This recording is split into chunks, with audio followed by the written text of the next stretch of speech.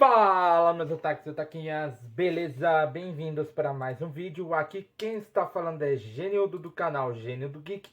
E hoje vamos falar de um anime que vai contar vamos falar da segunda temporada de um anime que vai contar a história de Aoi Tsubaki, uma estudante universitária com a habilidade de ver Ayakashis, que nada mais são que espíritos. Ela herda a dívida de seu avô com um deles. Para pagar a dívida, ela se recusa a se casar com o credor, a pessoa no qual o avô dela estava devendo.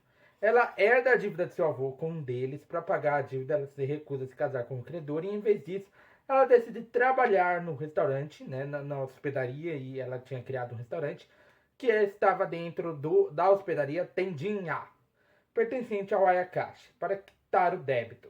O anime explora a vida de Aoi no mundo dos espíritos e suas interações com diversos Ayakashis que frequentam o local, com um foco em seu desenvolvimento pessoal, nas relações que ela estabelece, incluindo um possível triângulo amoroso. Estou falando de Mundo Fantasma, Cama e Café da Manhã para Espíritos. Então já solta o dedo no like, já comenta aí embaixo, compartilha esse vídeo, porque hoje ele será épico. Então, vambora!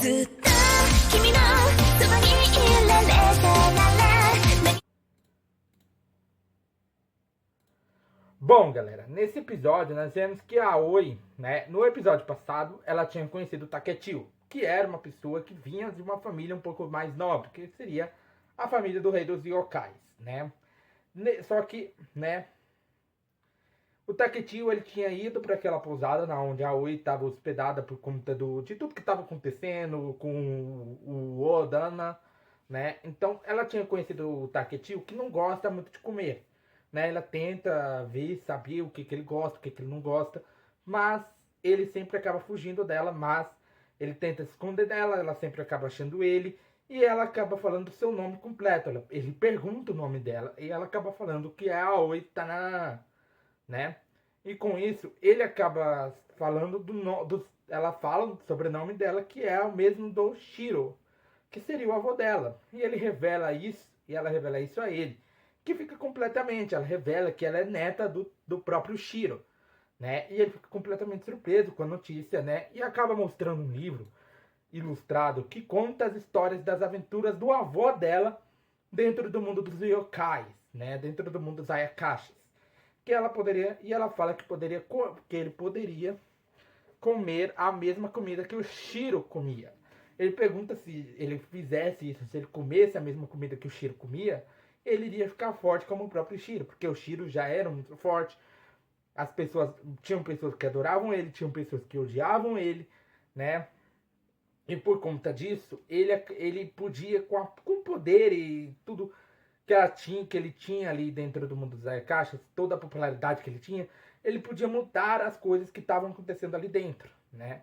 E como ela é neta dele, com certeza teria essa força para fazer isso, né? E ele pergunta se iria ficar forte, né? Então ela decide fazer um lanche infantil. E eles acabam indo às compras, a dona do lugar onde a própria Aoi estava, o Taketio estava, eles decidem ir às compras, só que eles tinham que usar máscaras. Por quê? Porque ali eles apareceram em vários jornais e tudo mais, então eles precisavam usar máscara, pois eles eram muito conhecidos na capital real, né?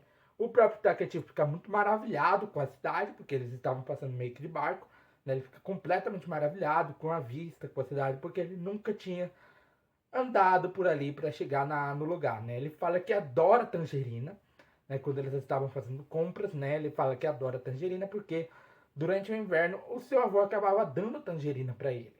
Só que a questão é, a própria Aoi também comia tangerina, adorava tangerina, porque seu avô também dava para ela, né? E aí eles voltam para casa e começam a preparar o lanche infantil para o Taketio. Ele acaba ajudando, né? Ele acaba fazendo parte do processo e tudo mais. E eles sentam para comer, né? Mas deixam o Taketio ir primeiro e ele adora comida. Ele prova uma parte porque tinha várias coisas ali dentro do lanche infantil e ele vai provando e vai adorando. E aí todo mundo começa a comer, todo mundo junto, né? Ele acaba agradecendo a própria Aoi por ter feito isso por ele e acaba lhe emprestando o seu livro ilustrado que contava a história do avô dela, né? Acaba lhe emprestando o livro para que ela pudesse ler, né? Ele acaba dormindo como uma criança, né? Apesar dele ser praticamente um príncipe e tudo mais. ele acaba dormindo com uma criança, porque ele tem a aparência de uma criança. E aí a Aoi começa a conversar, a própria mulher, a menina ali que estava ajudando ela a ficar ali naquele lugar, ela conta sobre o Shiro, sobre a importância do Shiro no mundo dos Ayakashis. E quando ela acorda, né, ela acaba lendo novamente, porque ela teve um sonho, né, que ela foi visitar a mãe do próprio avô dela, foi apresentada para ela, fez uma oração porque ela estava morta, porque, né, e tudo mais. E ali, né, ela acaba acordando com essa situação e lendo novamente o livro ali ilustrado que mostrava e falou que tinha uma parte ali que ela acabou se lembrando, que é macaron, né? Só que ali no mundo dos Ayakashis, o Shiro tinha apresentado como macaron, que é com 2 Ks. E aí ela decidiu fazer o seguinte, quando ela voltasse para aquele lugar onde estava o Taketio, onde estava a menina que estava ajudando ele, ela no caso, ela ia trazer alguns macarons para ele poder comer, né? O Sasuke acaba aparecendo e o Taketio acaba se assustando com isso. Ele seria o guarda-costas, né? O próprio Sasuke seria o guarda-costas dela durante essa viagem para fazer as compras e tudo mais. E ela acaba entregando a receita do lanche infantil para o Taketio, para que ele possa fazer para sua mãe quando eles se encontrarem novamente. E ela acaba indo às compras e compra bastante coisa. E acabam se deparando com uma pessoa que odiava a raça do Odana, porque o Odana nada mais é que um ogro. Então, praticamente, uma parte das pessoas odiavam ele pela raça que ele era, né? E ela acaba encontrando meio que uma porta, ouvindo uma voz, que é a voz do Odana. Ela vai até lá achando que queria obter mais respostas. Ela descobre sobre a chave, né? Porque ele tinha dado a chave de obsidiana para ela. Ela entra num lugar e ele fala que não poderia aparecer na forma atual que ele estava. E ela acaba indo para um lugar onde tinha um cemitério. E lá ela acaba encontrando nada mais nada menos que o Raiju, que eu acho que está por trás de toda essa situação. E é isso, galera. Meu nome é Genildo do canal Gênio do Geek. Eu te esperarei aqui sentadinho todo dia. Então já vai sentando dedo no like, compartilhando o canal para seus amigos.